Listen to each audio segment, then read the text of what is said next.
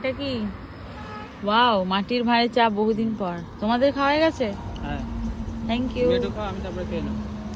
ওজনে নিইনি, ও পোড়া খাবেন। ফাইনালি আমরা পৌঁছে গেছি খড়গপুর স্টেশনে।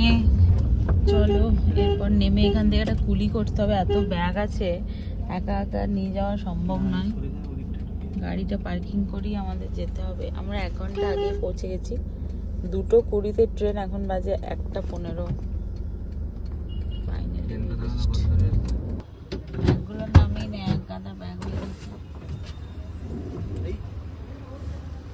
তোমার টলি ব্যাগটা উল্টো উল্টো। মাকে ফোন করে বলে দে যে পৌঁছে গেছি বলে। হ্যাঁ, ফোন করছি। এটা হচ্ছে ভারী। না না, খুব একটা বেশি ভারী না। হ্যাঁ ভারী, বাপরে। এটা না বলে যে আমি তো উঠতে পারবো না।